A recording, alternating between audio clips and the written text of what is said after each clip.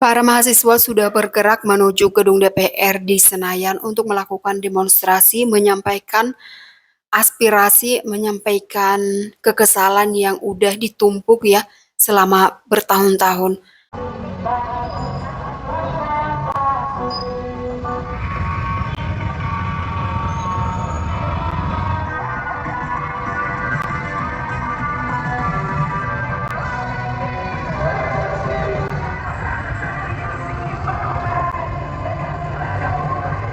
Come down. Yes, we want to convey that our independence is not yet complete and still needs to be fought for. Friends, regarding wages that are still cheap. Sebenarnya isu untuk menghapuskan DPR ini sudah ada sejak pemerintahan Presiden Gus Dur, karena Presiden Gus Dur pada saat itu mengatakan bahwa DPR ini tidak begitu bermanfaat ya, seperti taman kanak-kanak. Dan memang ya kita lihat juga bahwasannya DPR ini tidak begitu penting banget untuk masyarakat, lembaganya itu hanya seperti formalitas aja ya. Rapat-rapat yang mereka lakukan juga sepertinya hanya untuk kegiatan rutinitas aja ya. Karena banyak sekali kebijakan-kebijakan yang mereka buat itu justru tidak pro rakyat. Padahal mereka menyebut dirinya itu sebagai Dewan Perwakilan Rakyat. Nah, belakangan ini juga timbul suatu perdebatan di kalangan masyarakat setelah mengetahui besarnya tunjangan yang diterima oleh anggota dewan.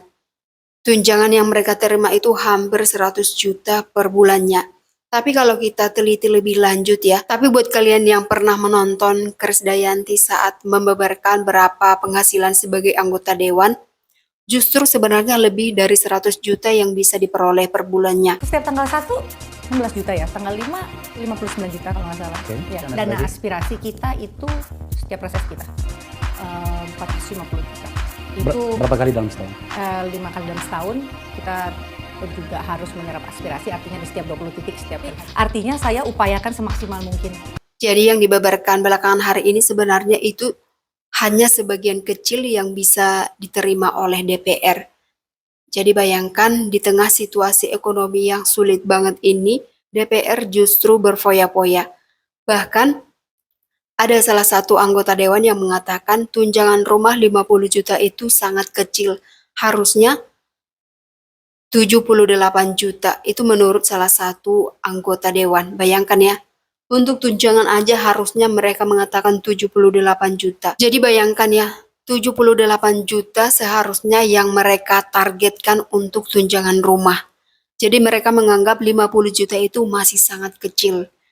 Jadi bayangkan ya betapa mewahnya target yang mereka inginkan. Padahal semua biaya itu berasal dari pajak yang dibayarkan oleh masyarakat seluruh Indonesia.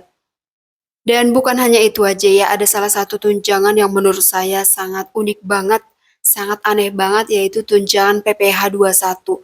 Jadi ketika mereka itu ingin membayar pajak, mereka itu akan mendapat tunjangan. Jadi seolah-olah apa yang mereka terima itu sebenarnya sudah bersih tanpa pajak lagi, karena sudah ada tunjangannya. Sangat berbeda sekali dengan rakyat biasa, di mana kita itu wajib membayar pajak dari penghasilan yang kita dapat. Sedangkan para anggota dewan, pajaknya aja dibayar oleh negara. Jadi itu sangat aneh banget. Dan ada salah satu juga anggota DPR yang mengatakan jangan pernah membandingkan kehidupan DPR dengan rakyat biasa. Kenapa? Dia mengatakan tidak apple to apple. Padahal yang kita tahu DPR itu adalah Dewan Perwakilan Rakyat, artinya mewakili rakyat. Jadi memang seharusnya sudah pas jika dibandingkan dengan kehidupan rakyat. Namun anggota DPR yang satu ini ogah dibandingkan dengan rakyat karena mungkin merasa dirinya itu tidak selevel dengan rakyat biasa. Nah, ini dia orangnya. Terus ada lagi ya salah satu selebriti yang sudah menjadi anggota dewan, yaitu Nafa Urbach. Dia mengatakan tunjangan 50 juta rupiah untuk rumah itu ternyata bagi dia itu pas ya, bagi dia itu tidak berlebihan. Karena dia mengatakan banyak sekali anggota dewan yang rumahnya jauh dari gedung DPR. Jadi mereka membutuhkan rumah yang dekat dengan gedung Senayan. Akhirnya banyak sekali komentar pedas dari netizen terhadap pernyataan dari Nafa Urbach ini. Kalau kita lihat-lihat sekarang kita jadi mengerti mengapa banyak sekali para selebritis yang masa karirnya itu udah mulai meredup, akhirnya mereka mencalonkan diri sebagai anggota dewan.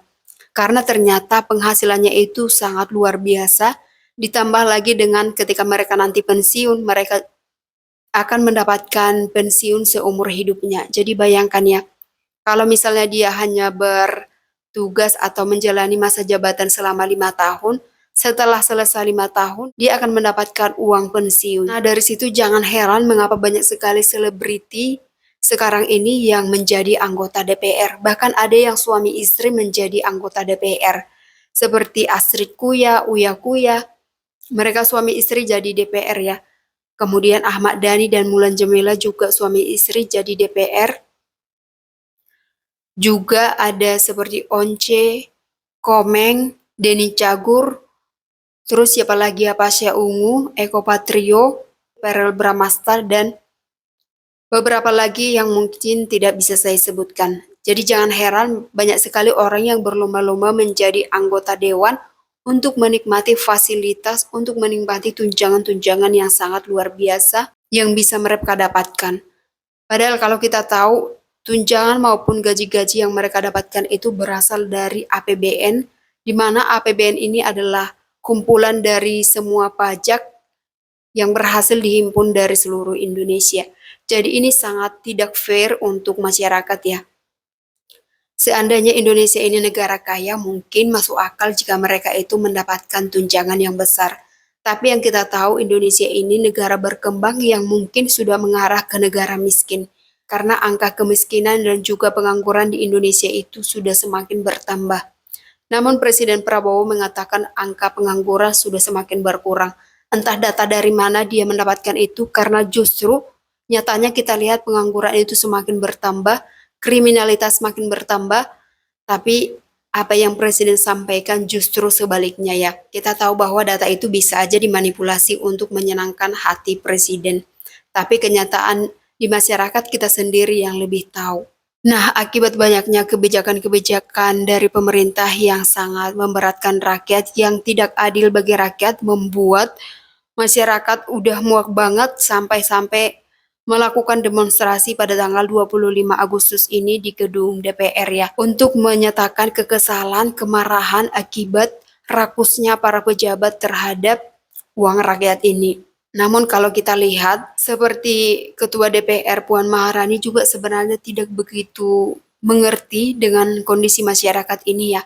Mereka mungkin bergaul dengan orang-orang kaya yang keadaannya itu tidak pernah susah, jadi menganggap tunjangan-tunjangan itu sebenarnya kecil buat mereka. Padahal untuk rakyat jelata seperti kita, tunjangan itu sangat luar biasa besar sekali ya. Nah, itu dia ya kesenjangan yang terjadi di masyarakat saat ini antara anggota DPR dengan kehidupan rakyat yang semakin miskin, yang semakin susah, membuat muaknya masyarakat terhadap para anggota dewan dan juga pejabat-pejabat lainnya ya. Karena bukan hanya anggota dewan aja, mulai dari presiden sampai ke bawah pun sepertinya tidak ada yang bisa memahami situasi yang terjadi di masyarakat saat ini. Nah, itu dia makanya jangan heran sampai-sampai ada demo besar-besaran ya. Semoga aja demonstrasi ini berjalan dengan baik dan ada hasilnya ya. Ada perubahan yang terjadi untuk kesejahteraan masyarakat. Buat kalian yang mau kasih komentar, jangan lupa tulis di kolom komentar.